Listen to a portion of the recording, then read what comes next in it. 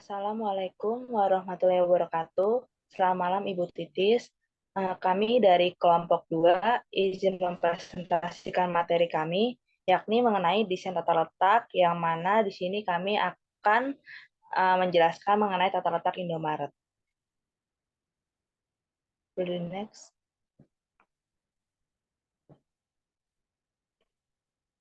Di sini ada anggota dari kelompok 2 dengan saya sendiri, Brini Jelika Prakoso, NIM 171062142, dan rekan-rekan saya. Saya Dristi Miandini dengan NIM 17106105. Saya Kiraina Vitasari dengan NIM 17106211019.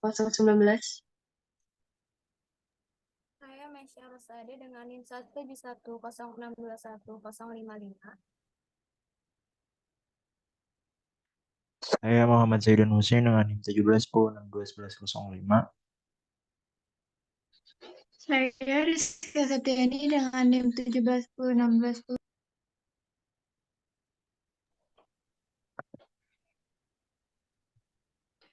Di sini kami akan membahas ada 3 topik pembahasan. Yang pertama itu ada tata letak Indomaretnya, yaitu berupa denah dari layout Indomaret. Lalu yang kedua ada analisis tata letak Indomaret berdasarkan teori-teori yang sudah dibahas. Dan juga yang topik yang ketiga ada rekomendasi tata letak untuk Indomaret.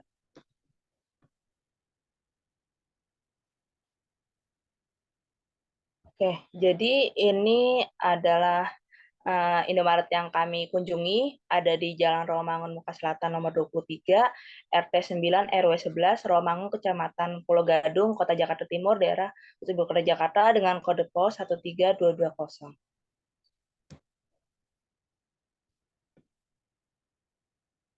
Oke, ini adalah gambaran dari layout-nya Indomaret.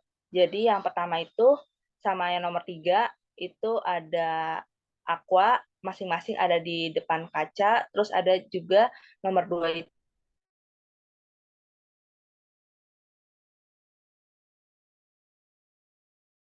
itu tempat sampah, dan juga dapat di sini ada 44 komponen yang masing-masing itu kami kelompokkan berdasarkan jenis-jenis produk yang sejenis, ditambah ada kasir, ada kaca, dan juga ada pintu masuk dan keluar yang masing-masing komponennya nanti akan dijelaskan oleh rekan saya pada slide selanjutnya.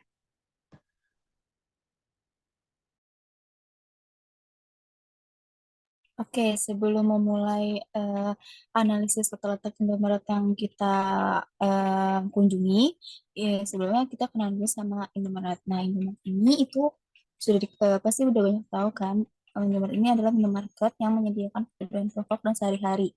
Nah, biasanya target market Indomaret ini juga itu seluruh kalangan masyarakat Indonesia yang menawarkan cara berbelanja yang efisien, yang simpel, dan untuk dapat membeli kebutuhan sehari-harinya.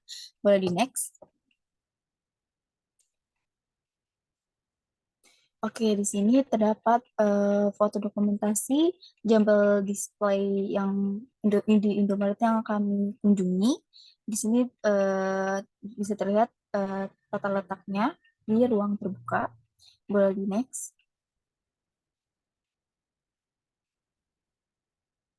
Oke, di sini juga ada tata letak vertikal dan merchandise display.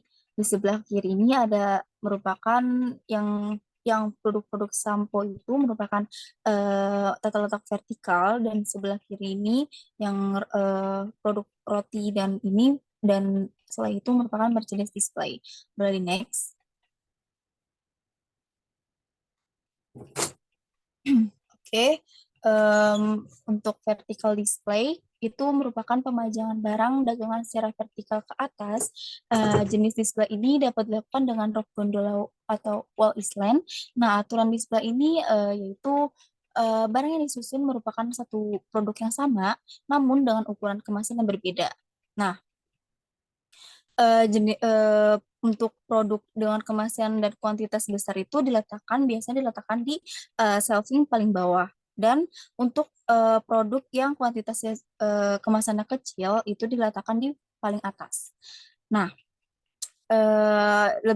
biasanya harus lebih jeli dalam pemilihan komposisi warna pada setiap kemasan, yaitu letakkan produk yang memiliki warna yang sama dan saling berhadapan. Nah, em, tujuan vertical display ini bertujuan untuk agar produk displaynya ini semakin enak dipandang dan leluasa dalam pemilihan berdasarkan produk dan tipenya. Dan selanjutnya ada merchandise mix display, yaitu display ini pemajang produk yang dengan memanfaatkan hubungan komplementer, yaitu memanjang secara berdekatan antara barang yang biasanya digunakan bersama antara yang biasanya digunakan bersama. Misalnya seperti roti dan selai, terus kopi dengan gula, minuman dengan cemilan. Nah, sehingga bertujuan merchandise mix display ini agar konsumen akan lebih tertarik untuk membelinya sekaligus. Selanjutnya ada jumble display. Nah, display ini dikenal juga dengan display promo. Nah, produk dengan berbagai macam merek dan jenis ditempatkan pada pada rak promo tersebut, serta diletakkan di lokasi yang terbuka. Boleh di next. Selanjutnya akan dibahas oleh teman saya. Oke, selanjutnya ada impulse buying display. Nah, bisa dilihat di sini foto-fotonya dan contoh-contohnya. Lalu selanjutnya ada window display. Bisa dilihat di sini juga contoh-contohnya dan foto-fotonya. Lalu di sini saya akan menjelaskan apa itu impulse buying display dan window display. Jadi impulse buying display sendiri adalah semacam pameran barang di tempat yang strategis, yang dimana sering dilalui oleh konsumen dan mudah terlihat, yang bertujuan untuk konsumen agar tertarik untuk membeli barang-barang tersebut seperti barang-barang kayak rokok atau coklat yang dimana sifatnya bukan barang premier. Lalu selanjutnya ada window display. Window display ini adalah penempatan produk pada bagian dekat kaca toko yang dimana bertujuan untuk orang-orang yang berjalan melewati toko dapat tertarik untuk masuk ke dalam toko. Selanjutnya di sini ada analisis dari tata letak Indomaret. Di garis merah ini itu ada tempat kebutuhan perlengkapan rumah tangga dan yang di garis biru adalah tempat kebutuhan makanan dan minuman. Yang pertama, penempatan barang disusun berdasarkan tingkat kebutuhan konsumen. Lalu yang kedua ada untuk barang-barang kebutuhan sehari-hari, diletakkan dekat dengan kasir yang bertujuan agar pembeli mudah menemukan barang yang diinginkan. Dan yang terakhir untuk produk makanan dan minuman diletakkan menjauhi kasir bertujuan agar pembeli dapat dengan santai memilih barang-barang yang mereka inginkan. Baik, selanjutnya akan dilanjutkan oleh teman saya. Baik, selanjutnya saya akan menjelaskan tentang sebelah kanan, yaitu kategori perlengkapan kebutuhan sehari-hari, di mana Indomaret meletakkan perlengkapan kebutuhan sehari-hari di bagian dekat kasir atau langsung pas kita masuk pintu Indomaret langsung diperlihatkan dengan kebutuhan perlengkapan sehari-hari. Di sini disusun berdasarkan barang-barang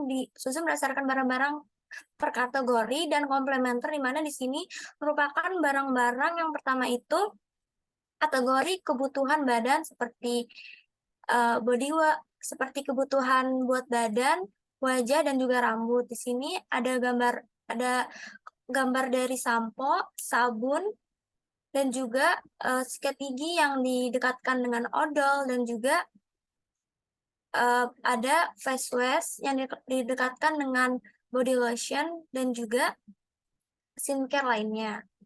Boleh di next.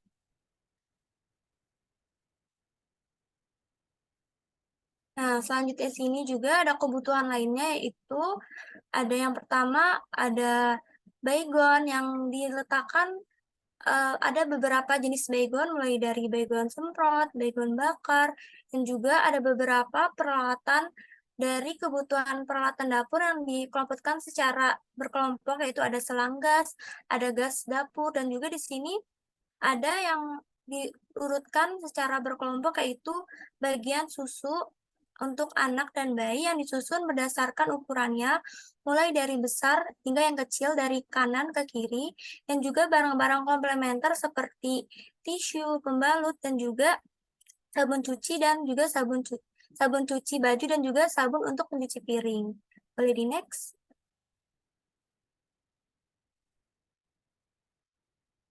Nah, di sini juga selain kebutuhan lainnya, disediakan kebutuhan seperti minyak dan obat-obatan, di mana di sini obat-obatan dijadikan satu kategori yang terdiri dari Hansaplast, tolak angin, dan obat-obatan lainnya. Boleh di next?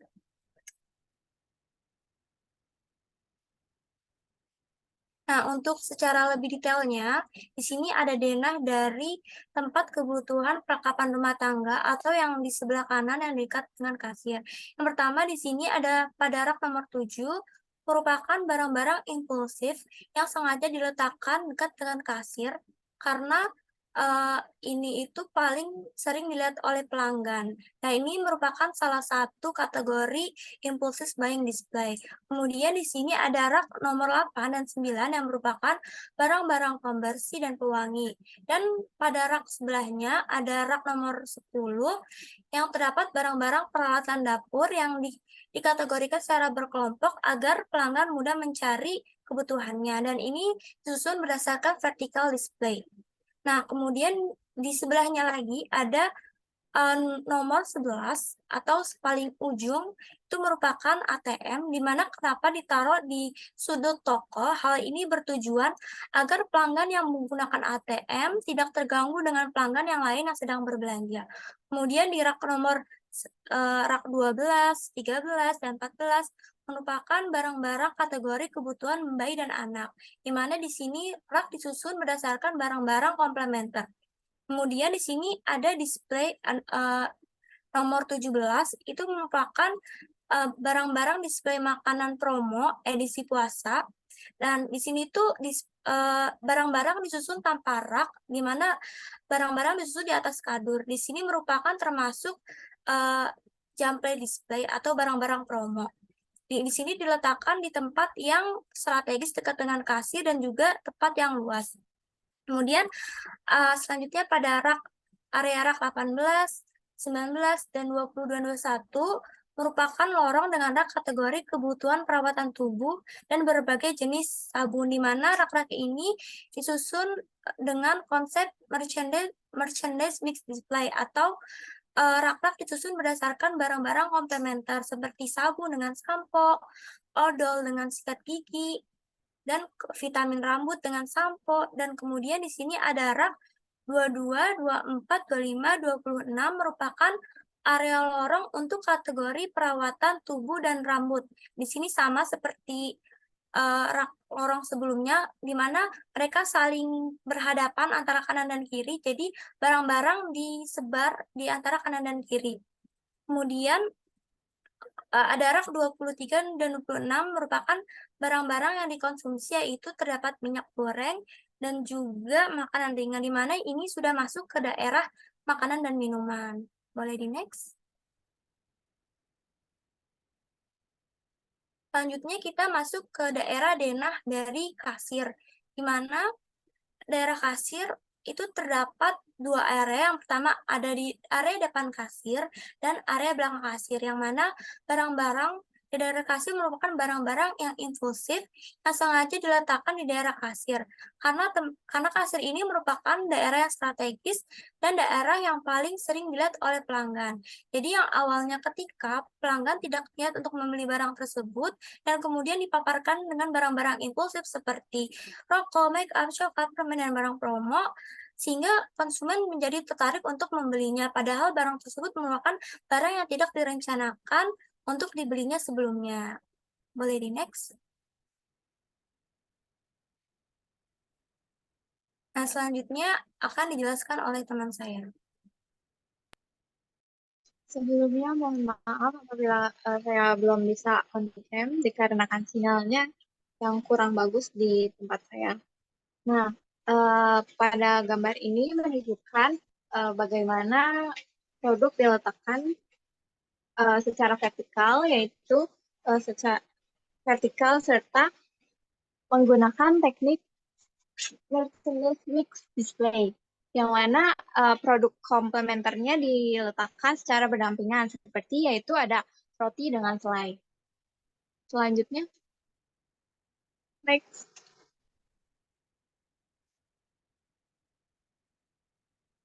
Nah, yang ini merupakan contoh dari peletakan produk minuman yang ready to drink, di mana di situ ada susu, minuman bersoda, minuman teh, dan juga minuman air mineral.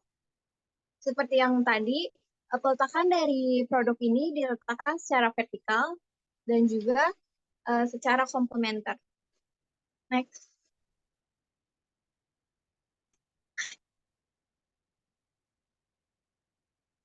Nah, untuk analisis tata letaknya yaitu pada tempat kebutuhan snack, minuman, dan bahan dapur, bisa dilihat bahwa terbagi menjadi lorong mie instan dan kebutuhan dapur, snack dan wafer, serta minuman dan ciki dan minuman RTD, serta minuman instan dan sereal. Nah, pada rak nomor 27, 28, dan 29 merupakan produk mie instan, kebutuhan dapur, serta bahan masakan. Mereka disatukan di dalam satu berdampingan dikarenakan mereka mengadopsi konsep dari komplementer. Kemudian pada rak 31, 32, dan 33, produk yang ditempatkan pada rak tersebut merupakan aneka coklat, aneka pop mie, dan juga aneka kacang-kacangan. Selanjutnya, pada rak 35 dan 37 dikhususkan untuk ciki, wafer, dan juga biskuit. Ini diletakkan secara hadap-hadapan sehingga disatukan dalam satu lorong. Kemudian pada nomor rak 34, 39, dan 40, produk yang terdapat pada rak tersebut yakni makanan ringan, ciki, dan roti dan selai. Selanjutnya pada rak 16, 38, 41, dan 42, produk yang diletakkan pada rak tersebut yakni produk khusus minuman ready to drink, baik itu yang dingin maupun tidak dingin. Kemudian pada rak nomor 15 dikhususkan bagi aneka minuman bubuk atau instan serta sereal. Nah, untuk nomor 43 dan 44, ini merupakan produk aneka frozen food serta es krim. Dan juga ada sirup juga. Nah, untuk rak nomor 36, 30, dan 36, ini ditempatkan produk sabun serta aneka minuman ready to drink. Next. Oke, selanjutnya adalah konsep strategi tata letak Indomaret. Sebelumnya maaf juga izin off-cam karena kamera Zoom yang bermasalah. Di sini ada konsep yang pertama yaitu menggunakan jenis tata letak toko eceran. Nah, pendekatan ini tuh menggunakan aliran, mengalokasikan ruang, dan menanggapi perilaku pelanggan. Aduh.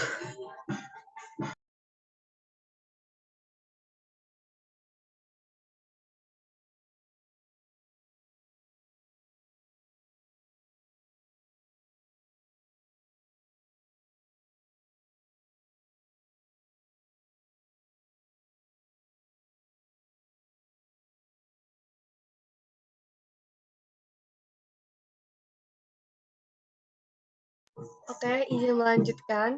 Jadi kalau misalkan yang tata letak toko eceran itu, dia tuh berasumsi bahwa penjualan dan keuntungan itu tergantung dari produk yang dapat menarik perhatian pelanggan. Nah, sehingga si manajer operasi toko eceran ini tuh mencoba untuk memperlihatkan produk-produk yang menarik perhatian itu. Jadi, kalau misalkan kita naruh produk yang banyak menarik perhatian, pelanggan tuh bakal suka dan bakal datang gitu loh. Boleh next.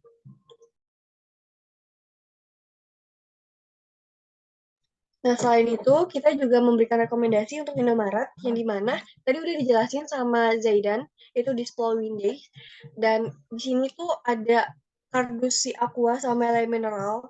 Nah, ini tuh menutupi si display Windows-nya. Seharusnya jangan ditaruh di situ, karena di situ kan ada sirup marjan ya, sirup ABC juga. Nah, itu tuh salah satu strategi yang bisa menarik pelanggan karena kan udah mendekati bulan Ramadan, jadi sengaja tuh produk yang menarik perhatian ditaruh dekat jendela atau pintu supaya orang-orang yang lewat tuh langsung ternotis, langsung kayak menarik perhatian mereka yang lewat supaya mampir gitu. Nah, ini kita memberikan rekomendasi, ada baiknya Indomaret yang kami amati ini memindahkan kardusnya supaya tidak menutupi produk yang sedang ditampilkan. Boleh tolong di next.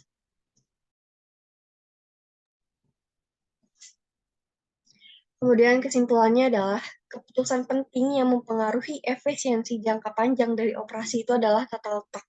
Karena tata letak itu memiliki dampak strategis yang signifikan, dapat menentukan daya saing perusahaan dalam hal kapasitas, proses, fleksibilitas, biaya, kualitas lingkungan kerja, kontrak pelanggan, dan citra perusahaan. Dan sebuah tata letak yang efektif dapat membantu organisasi atau perusahaan untuk mencapai strategi yang mendukung diferensiasi, biaya rendah, atau respon cepat.